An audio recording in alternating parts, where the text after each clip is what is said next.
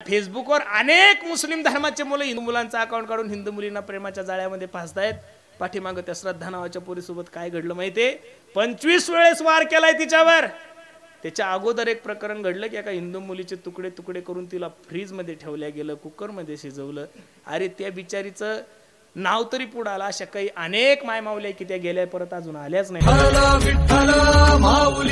आज या महाराष्ट्रासमोर खूप मोठं एक संकट आहे गणेश बाबा। काल मी एका ठिकाणी कीर्तन केलं, एक मायमावली माझ्याकडे आली। एक माणूस माझ्याकडे कीर्तन संपल्यानंतर आला, म्हणे महाराज ज्ञानोबराय नाही सांगितले तरी चालतील, तुकोबराय नाही सांगितले तरी चालतील, 2 ओव्या नाही सांगितल्या तरी चालतील, गाथा नाही सांगितला तरी चालतील, पण आज या जगामध्ये एवढं मोठं संकट झालंय।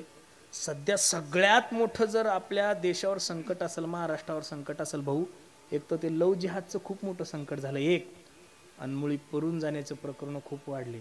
2-4 दिवसापूर्वी माझ्या मित्राची एक बहीण पळून गेली। पोलिसांनी फोन केला, म्हणे महाराज असं असं प्रकरण घडलं। तर आईला कळलं माझी पोरगी पळून गेल्यानंतर आई जोऱ्या जोऱ्यात रडायला लागली, दातखिळ्या बसायला लागल्या। पोलीस काही केस नोंद करून घेत नव्हते। मी साहेबांना म्हणलं साहेब केस नोंद करून घ्या। साहेब मला सांगू लागले, म्हणे महाराज त्यांच्या दोघांचं वय बरोबर आहे, सगळं आहे, ते इच्छा नाही आहे त्यांना इकडे यायची। म्हणलं 2 मिनिटं फक्त भेटायला या। आई रडत होती, आईची दात खिळी बसत होती, बाप रडत होता, बापाच्या दात खिळ्या बसत होत्या, आणि ती पोरगी पोलिसांसमोर त्या माय बापाकडे पाहून सांगत होते त्या पोलिसांना की साहेब मला माझ्या आईपासून भीती, मला आज माझ्या बापापासून भीती आहे। इथं बसणाऱ्या सगळ्या मायांना माझी विनंती आहे, इथं बसणाऱ्या सगळ्या तरुण पोरींना मी तुमचा भाऊ म्हणून सांगतो, पोरींनो तुमचा बाप 2000 रुपयाचा फोन वापरतो। किती हजाराचा? 2000चा फोन वापरतो। तुमचा बाप जर 2000चा फोन वापरत असेल आणि तुम्हाला जर 25000चा फोन घेऊन देत असेल, किती मोठं अंतकरण आहे त्याचं। तो फाटकी चप्पल घालतो, तुम्हाला नवीन सँडल आहे, तो फाटके कपडे घालतो, तुम्हाला कॉलेजला नवे ड्रेस आहे। अरे 2-2, 4-4, 5-5 रुपये टक्क्यानं पैसे काढून तो तुमच्या कॉलेजची फी भरतो, तुम्हाला इंजिनियर करतो, तुम्हाला MBBS करतो, सगळं काही करतो। मग एवढं ज्या बापाला अक्कल आहे, ज्या बापाला मोबाईल घेऊन द्यायची अक्कल आहे, ज्या बापाला शाळेची फी भरायची अक्कल आहे, ज्या बापाला दप्तर घेऊन द्यायची अक्कल आहे, कॉलेजची फी भरायची अक्कल आहे, जगातल्या प्रत्येक बापाला आपल्या पोरीचे लग्न करायची अक्कल आहेच ना महाराज। मी सरकारला नाही, मुख्यमंत्री महोदयांना सुद्धा एक विनंती करणार आहे, ज्या माय बापाने त्या लेकराला वागवलं, अरे ज्या मायमाऊलीनं पोट फाडून तिला बाहेर काढलंय आणि ती पोरगी एका शंभड्या पोरासाठी सांगते माझ्या बापापासून मला भीती, माझ्या बापाचाही संबंध नाही, मायचा संबंध नाहीये। महिलांसाठी सरकार खूप चांगलं काम करतंय, महिलांसाठी खूप चांगल्या योजना आहे, पण सरकार ज्या मायबापाने ज्या लेकरांना लहानचं मोठं केलं, ते मायबापाला पोलीस स्टेशनमध्ये जर पोरं उभे करून म्हणत असेल मी मायलाही ओळखत नाही, बापालाही ओळखत नाही, त्या बापानं मायनं करायचं काय? हा मोठा प्रश्न आहे।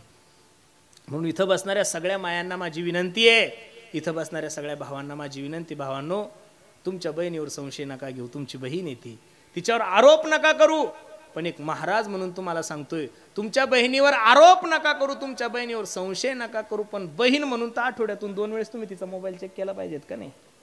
बापानंही तिचं कर्तव्य आहे का नाही? मी रिचार्ज केलं नाही, आईनं रिचार्ज केलं नाही, भावानं रिचार्ज केलं नाही, मोबाईलमध्ये रिचार्ज आलं कुठून? हाही विचार केला पाहिजेत। अरे तुमच्यावर हे प्रसंग आले नाही महाराज। 10-12 दिवसापूर्वी एका ठिकाणी एक पोरगी पळून गेली, बापाला कळल्यानंतर, आणि एका चुकीच्या माणसासोबत पळून गेली हो, आणि पळून गेल्यानंतर बाप पोलिसासमोर गेला तर ती म्हणे माझ्या बापापासून भीती, बापानं काय करावं, घरात येऊन बापानं फाशी घेतली, बाप मरण पावलाय। मला एवढंच सांगायचं, पळून जाणाऱ्यांची संख्या फक्त हिंदू मंदिरचे, अजून एक सुद्धा मुस्लिमांची मुलगी पळून नाही गेली महाराज, एक सुद्धा मुस्लिमांची मुलगी कोणासोबत पळून गेली। म्हणून तरुण पोरींना माझी विनंती, पोरींनो तुम्ही नाही इंजिनियर झाल्या तर चालत्या, नाही कलेक्टर झाल्या तरी चालत्या, नाही तुम्ही शिक्षक झाल्या तरी चालत्या, नाही पोलीस झाल्या तरी चालत्या, पण एक भाऊ म्हणून मी तुम्हाला हात जोडून विनंती करतो, तुमच्या माय बापाला तुमच्यामुळे फाशी घ्यायची वेळ एवढं जरी तुम्ही नाही केलं तर मी समजेल माझं कीर्तन सार्थक झालं गड्यांनो। ज्या गोष्टीची काळात गरज आहे, प्रत्येक कीर्तनकाराला सुद्धा माझं आव्हान आहे, आपण प्रत्येकाने ह्या गोष्टी बोलल्या पाहिजेत, कारण की हे कोण बोलणार आहे महाराज? कोण बोलू शकतं या गोष्टी? अरे ती माय माऊली ज्यावेळेस रडायला लागली त्यावेळेस मला एवढं दुःख झालं। 2-4 दिवसापूर्वी आमच्या चिखलीतली घटना आहे, 5 वर्षाचं लेकरू सोडून गेली महाराज ती माय, आणि 5 वर्षाची पोरगी सोडून गेली। ते पोरं म्हणतात की माझी मम्मी कुठे, पप्पा कुठे? हे कोणतं प्रेम आहे महाराज? प्रेम करू नये या मताचा महाराज नाहीये मी, पण असं कुठं गधड प्रेम आहे? असं हे चुकीचं आहे। हे जर असेच प्रकरण होत राहिले तर उद्या भविष्यात खूप कठीण होईल. अरे पुरी शाळेत टाकावं तर त्यांच्यावर अत्याचार व्हायला लागलाय, पुरी बाहेर टाकावं तर पुरी पळून चाललेले आहे. पुरी ठेवायच्या कशा, उद्या पुरी जन्माला घालायच्या का नाही हा मोठा प्रश्न येईल. ग्रामपंचायतल्या लोकांनी सभा भरवली आणि सांगितलं पुरी जन्माला घालायचं कोणत्या बेसवर. जी पोरगी लहानचा मोठा करतोय तो बाप तिला, आणि ती पोरगी एका शंभड्या पोरासाठी, एका मूर्ख पोरासाठी आपल्या बापाला सांगते की हाय बापापासून मला भीती आहे, भावापासून मला भीती आहे, आणि सरकार त्यांना संरक्षण देतंय. महाराज ह्या गोष्टी नाही घडल्या पाहिजेत. माझी सर्वांना विनंती आहे, ह्या गोष्टी मोबाईल वापरत असताना काही गोष्टी सावधगिरी वापरा. अरे फेसबुकवर अनेक मुस्लिम धर्माचे मुलं हिंदू मुलींचा अकाउंट काढून आपल्या हिंदू मुलांचा अकाउंट काढून हिंदू मुलींना प्रेमाच्या जाळ्यामध्ये फासतायत. पाठीमागं त्या श्रद्धा नावाच्या पोरीसोबत काय घडलं माहितीये, 25 वेळेस वार केलाय तिच्यावर. त्याच्या अगोदर एक प्रकरण घडलं की एका हिंदू मुलीचे तुकडे तुकडे करून तिला फ्रीजमध्ये ठेवल्या गेलं, कुकरमध्ये शिजवलं. अरे त्या बिचारीचं नाव तरी पुढं आलं. अशा काही अनेक मायमावल्या की त्या गेल्या परत अजून आल्याच नाही महाराज. आणि लव जिहादमध्ये सर्वात मोठे जर जिल्हे सगळ्यात प्रसिद्ध असेल तर एक अकोला जिल्हा आहे आणि दुसरा अमरावती जिल्हा आहे. म्हणून सर्वांना माझी विनंती आहे, ह्या गोष्टीवर निरीक्षण ठेवा. गावाचे पोलीस पाटील, गावचे सरपंच, ह्या सर्व ह्या गोष्टी ह्या लोकांनी वास ठेवा. PSI ला सांगा.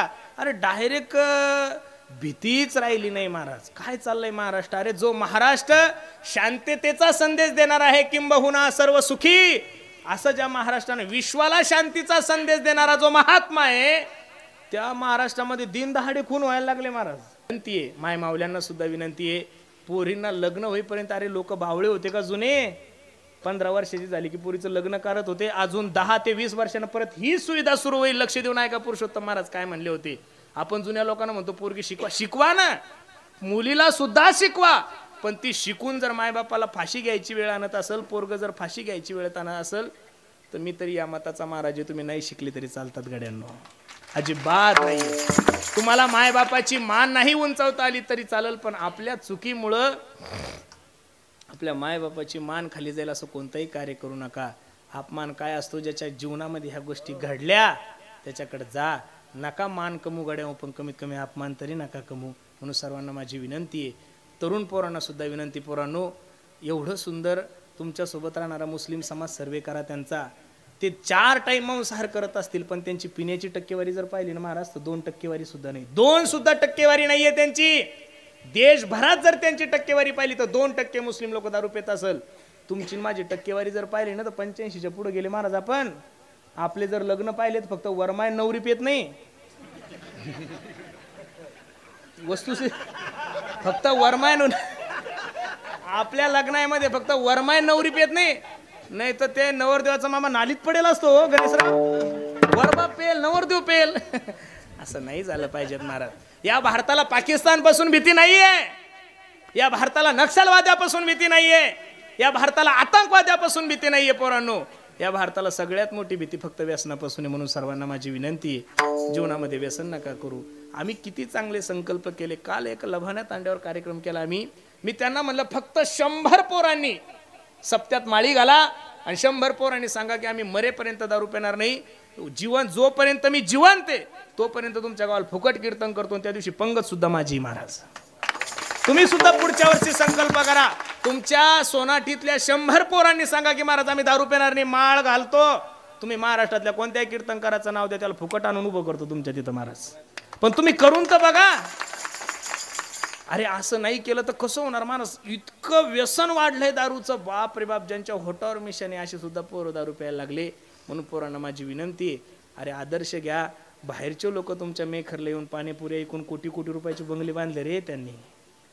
राजस्थानवाले स्वीट मार्टवाले तुमच्या महाराष्ट्रात येऊन मेखरच्या मेन चौकात त्यांना, अरे तुम्ही इथले असून तुम्हाला जागा भेटत नाही, प्लॉट घर बांधायला प्लॉट भेटत नाही, आणि ते राजस्थानहून येऊन चौकात कसा प्लॉट घेऊ शकतात. भाऊ विचार करण्यासारखी गोष्ट ही. आतापर्यंत राजस्थानच्या कोणत्याच स्वीट मार्टवाल्याचं दुकान बोळीत नाहीये महाराज, प्रत्येक चौकात आहे. आणि ते बी, अरे आम्ही दुबईला कीर्तनाला गेल्यानंतर दुबईच्या मेन मॉलमध्ये त्यांचं स्वीट मार्ट, म्हणजे कशी लिंक लावतात ते. मेखरच्या मेन चौकात स्वीट मार्ट आहे. तुम्ही पाहिलं कधी बस स्टँडच्या मागे स्वीट मार्ट? अजिबात नाहीये. कुठून भेटतो त्यांना ती सवलत, कुठून येतात ते, कशी लिंक लावतात. माझी विनंती आहे, नका दुसरं काही, पण 5 एकर जमीन 5 म्हशी तर घेऊ शकता का नाही. दररोजचं दूध काढा, दररोज नेऊन घाला मेखरला, घर बसल्या 50,000 रुपये महिना पडेल. पोरांनो, तुम्ही उद्योगधंदे करा, त्याच दिवशी तुमची प्रगती होईल. शेतीवर तुम्ही फक्त तुमच्या मायबापाने घराचे पत्र नाही बदलले महाराज. काय बदलू शकतो शेती महाराज? अजिबात नाहीये. शेतीसोबत जर जोड व्यवसाय करसाल तरच तुम्ही जीवनामध्ये मोठे होसाल. आणि आता तर असं वातावरण झालं, एक तर तुम्हाला नोकऱ्या नाही, नोकऱ्या नसल्यामुळे छोकऱ्या नाही. प्रत्येक गावात 500-500 तरुण पडून लटकते रे ना रे. ताण नका घेऊ. खंडोबाच्या दरबारात सांगतो पोरांनो, तुम्ही आता लग्नाच्या अपेक्षा सोडून द्या. तुमचे लग्नच होणार नाही. याचं कारण मार्केट एवढं जाम करून टाकलं या बयानं भाऊ. अरे बाप रे बाप, काय ताण झाला या. अरे पहिले जुने लोक सोयरिकी करत होते, जेव्हापासून बया सोयरिकीत घुसल्या तर आपण सोयरिकच होईना. मी कीर्तनकार झाल्यापासून असं एखादं काम हातात घेतलं आणि ते झालं नाही, मला कळत नाही महाराज. एवढी प्रारब्ध चांगलं आहे माझं, मी कोणतंही काम हातात घेऊ द्या, होणार म्हणजे होणारच. नाही हा शब्द जन्मल्यापासून माहीतच नाही भाऊ, पण अजून एक सुद्धा सोयरीक नाही झाली माझ्या हातातून. अहो माझ्या गाडीवरचं ड्रायव्हर सोडून गेलं, तो नादी लागलो तसं मरेल म्हणे मी, सोडून दे, मी तो सोबत. बरं ठीक आहे माया, मी एका मुलीचा बाप आहे, मला सुद्धा मुलगी आहे. जगातल्या कोणत्या बापाला असं वाटतं भाऊ आपली पोरगी गरीबाला द्यावं? असं सगळ्याला वाटतं माझी पोरगी राणीसारखी राहावं. पण इथं बसणाऱ्या सगळ्या मायांना माझा प्रश्न आहे, तुमच्याकडे 2 एकर जमीन आहे माया, किती जमीन आहे? 2 एकर.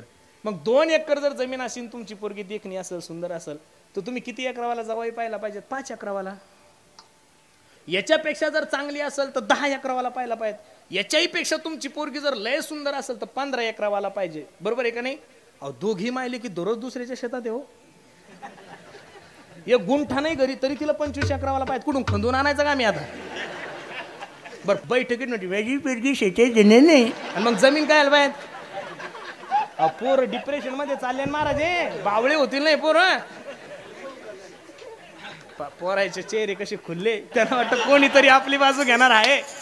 पण पोरो, तुम्ही खंडोबाचा भस्म लावा, हनुमान चालीसा अशी उलटी म्हणा, एकादश धरा, मंगळवार धरा, तुमचे लग्न होणार. हा जो पॅरेग्राफ आहे ना मधला, हा लटकते. म्हणून सर्वांना माझी विनंती आहे, दारू पिऊ नका, देशाविषयी धर्माविषयी स्वाभिमान बाळगा. मला खूप आनंद वाटतो महाराज. सर्व सोनाटीकर मंडळी, सर्व संस्थान कमिटीला माझी विनंती आहे, तसं तर तुमचं कार्य खूप देखणं आहे, पण मी खंडोबारायाच्या दरबारात तुम्हाला विनंती करतो, तुम्ही अजून असं संस्थान आपलं डेव्हलप करा. एवढा जीव होता त्याच्यामध्ये, मेखरून जोही माणूस श्री सोडला जाईल ना महाराज, तो सोनाटीच्या खंडोबाचं दर्शन घेऊनच पुढे गेला पाहिजे. एवढं सुंदर नियोजन. आणि राजकारण हे फक्त ग्रामपंचायत पर्यंत ठेवा. राजकारण संपलं ना की सप्ताहामध्ये राजकारण करू नका, कारण देवाचं भावाचं खाल्लं की तो मनुष्य जीवनात कधीच मोठा होत नाही बरं. आणि त्यातल्या त्यात खंडोबाचं तर खाऊच नका. खंडोबाचं खासाल तर जिवंतपणी भंगसाल, नाही तर पोरं पांगळे निघतील, काही सांगता येत नाही, तुमचं अवघड आहे. म्हणून देवाला द्यायचं शिका, खाऊ नका. किती सुंदर आहे महाराज. एवढं मी पहिल्यांदा बी एकदा कीर्तनाला आलो, पण आज मी खूप प्रसन्न झालो महाराज. नाही तर एवढा वेळ कीर्तन तुम्ही मला किती बी दिलेत नाही करत. सुंदर तुम्ही नियोजन करतात, तुमच्या कार्याला माझा सलाम आहे. अरे नुसतं परिसरापुरतं आपलं देवस्थान नसावं, नुसतं तालुक्यापुरतं आपलं देवस्थान नसावं. आपण आपल्या मंदिराचा विकास एवढा चांगला केला पाहिजे की जेजुरीच्या नंतर लोकांनी म्हणलं पाहिजेत खंडोबा फक्त सोनाटीचाच मोठा आहे. एवढं सुंदर नियोजन करा आणि तुमच्या कार्याला माझा सलाम आहे. खूप सुंदर नियोजन तुम्ही सर्व मंडळींनी केलंय. पुनश एकदा सर्वांच्या चरणी मी माझा माता ठेवतो, वाणीला पूर्ण विराम देतो. जे बरोबर आहे ते माझ्या सद्गुरू जोग महाराज वारकरी शिक्षण संस्थेच आहे. चुकीचं असेल माझ्या बुद्धीचे दोष आहे, बोलण्याच्या ओघामध्ये कोणाचं अंतकरण दुखावलं असेल, मी तळतळीनं बोललो, बऱ्याचशा मुलींनाही बोललो, राग आला असेल पोरींनो, पण तुम्हाला आता नाही कळणार. तुम्ही एखाद्या मुलीची माय व्हा म्हणजे तुम्हाला कळेल कसं होईल. तुम्ही एखाद्या मुलीचा बाप व्हा त्यावेळेस तुम्हाला कळेल कसं होईल. म्हणून सर्वांना माझी विनंती आहे, सर्वांनी देशाविषयी धर्माविषयी स्वाभिमान बाळगा. खूप सुंदर कार्यक्रम आहे. ज्ञानोबराय तुकोबराय तुमच्या सप्त्याची शताब्दी इथं करून घेऊ, आणि शताब्दीला सुद्धा कीर्तन माझं असलं पाहिजे. ऐकणारे बदलले तरी चालतील. मंडळी तुम्ही आहात, सर्वांच्या चरणी मी माझा माता ठेवतो. जाता जाता सर्वांना एक छोटीशी विनंती आहे. संत चोखोबराय मंदिर तुम्हाला सर्वांना माहीतच आपल्या जिल्ह्यातलं आहे. सर्वांना एक सुवर्ण संधी आहे.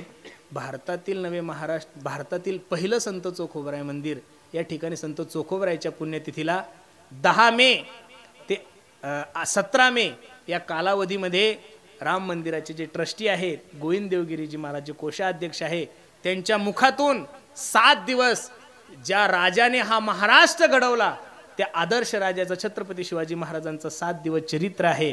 माझी सर्वांना विनंती आहे, प्रत्येकाने आश्रमसुद्धा बघायला या आणि एक दिवस माझ्या छत्रपतीचं चरित्र ऐकायला सर्व तरुण पोरांनी या, अशी सर्वांना विनंती आहे. महाराष्ट्रातील सर्व गायक वादक, महाराष्ट्रातील नामांकित कीर्तनकारे, राहण्या खाण्याची यथासांग व्यवस्था आहे, कोणत्याच गोष्टीची कमी.